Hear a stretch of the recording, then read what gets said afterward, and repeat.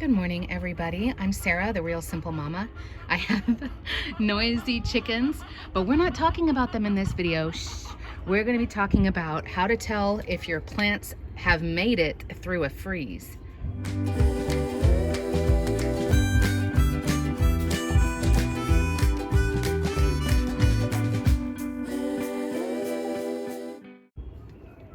So good morning, everybody. I hope you're doing well.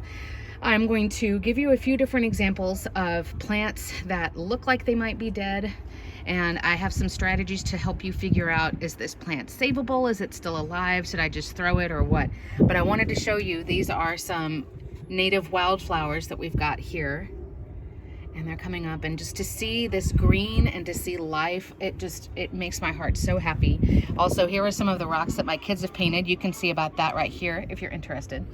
So these are my newest plant and tree installments, and I'm going to give you a few examples.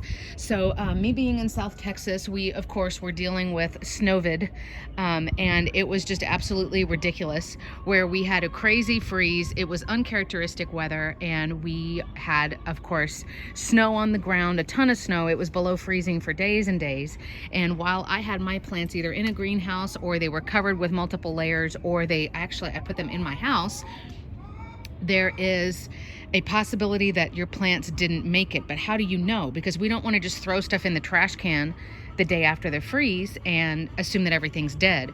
But at what point do you kind of call it? So what I'm going to do is give you a few examples of some plants that we're talking about here that, they look like they may not have made it, some things for you to look for, and then some strategies as well. So here we have some of my fruit trees. This is a new lemon tree, that's the most amazing smell in the world if you haven't ever smelled the blossoms on a lemon tree. But this is my Satsuma orange, this little one that we're looking at right here as I come in focus. So of course the good sign is when you see new growth. Now I'll tell you, if a stem or a branch is dead, no new growth will ever come from a dead part. So for example, a dead leaf, a dead branch. So these dead leaves, they're never going to come back to life. They are dead forever. So you can cut off dead growth and just leave it and wait. So obviously this tree has made it. It's alive. Now let's look here. This is a hibiscus. It's a tropical plant, and of course that means it doesn't deal with the freezes very well. So everything that I see here that looks dead can be chopped off. But how do you know if it's dead or not? I will show you. These are my little hand pruners. Every season you can Google how to clean them. You want to make sure that you sterilize these and clean these every season. So just in case a plant is diseased, you're not going around and spreading that disease everywhere.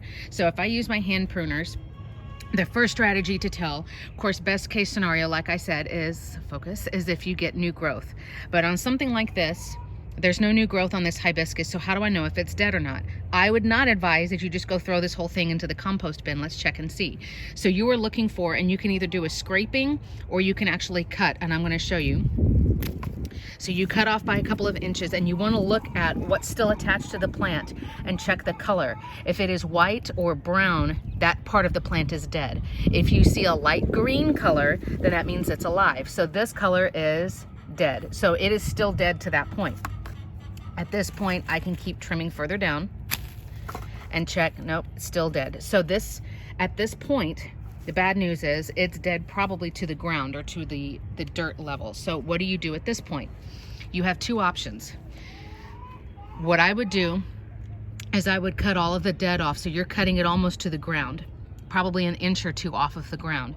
But then at that point, it's up to you. If you don't have the time or the patience or the energy to wait, you can go ahead and dispose of that plant. But if you can, I would wait and give it a good 2 or 3 weeks at least after the freeze has passed to just make sure that that plant hasn't made it. As you can see, some of these other plants, as you look down, they already have new growth on them and they've made it. Some of them are going to be a little bit more slow to recover, so it just depends.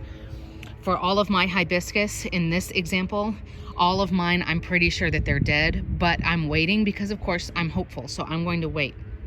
So you can cut off all of the dead growth, and we chopped all of these pots here that you see. They're all chopped to where we saw green, and so we're just waiting, and hopefully all of them will come back. but we'll have to see. So now we're going to go look at another example on what you do with some of that growth if it's not firm and dead, but if it's actually mushy. I have my assistant gardeners coming over here. They're hoping that I'm going to throw grubs at them or some of the weeds as I weed, right girls? They're getting a grazing box in there, and most of their plants, which were covered up with pillowcases and towels and my extra pants and everything. Most of the plants in that entire chicken run have all made it, so I can't wait to see the green coming. We just planted some new little steppables along here. These lilies, which are bulbs, died to the ground, and of course they're doing perfectly fine, right Lacey? So this is a different example. These are some succulents. There's echeveria here and a couple of other examples. You can see there's new growth coming here on my butterfly milkweed and on my esperanza. So I will say that my tropical plants, the hibiscus, plumeria, they have not done as well in recuperating, but I'm hoping most of the other plants will. But here's a different example. So this plant obviously has not totally died, thank God. This monster, like this is the size of my hand. So I mean, this thing it's gigantic. But we've got some growth on it that is rotten. It's mushy, squishy. In the succulent example, there's another section that's all pink. That does need to be cut off. So you want to get the material that's going to rot and take that and remove it from the plant. In the case of this succulents, their leaves get oversaturated and gross looking. They turn yellow and then a pink. That means that they had too much water, and that of course is from all of the snow melting and everything, right? But you do want to, as best you can, some of those little leaves in there, I may not be able to get those off, but this whole section back here all got it's going to start molding and being nasty, and you don't want that. So you do need to remove if it feels squishy. And that's just I don't know if you can tell, but it's like, it has a lot of give. It's really squishy. So this whole spot needs to be disposed of. Now, while we're at it, as I show you around, while we're at it, what do you do with the growth that you chop off? Hopefully your city has an organics or a compost bin that you can put it in. As long as you don't suspect mold or disease, you can put it in those cans. If you have a compost pile, it can certainly go there. Of course, if it's more like a larger branch that's wider in diameter, it might be more difficult. Here in San Antonio, we do have a section, a type of can that is picked up once a week that's organics, and it's stuff that can go back to the earth, that it can be composted. So we've been putting stuff in there as we go. But just a quick check, you know, best case scenario, you're seeing new growth come in after the freeze. But you can certainly always start pruning down a little section at a time and see where you see the light green, which is the plant saying, I'm alive, give me some time, I'm going to sprout or grow again. But once certain growth is dead, some of these butterfly milkweed, like that one right there, didn't make it. Once the growth is dead, you can cut it off, because if there is no light green, nothing else is ever going to come of that part of the plant. So you can cut it off. I will say that you should start watering your plants as normal. Even though they're dormant, they do still need water, but I would wait to fertilize until you are sure that you see new growth. So we're going to be cleaning out our pond, as you can see, and redoing that. We have all of our new fruit trees that are thriving because they spent a few weeks in my living room. Lots of new growth here. We already have monarch caterpillar eggs and those 3 butterfly weed right there.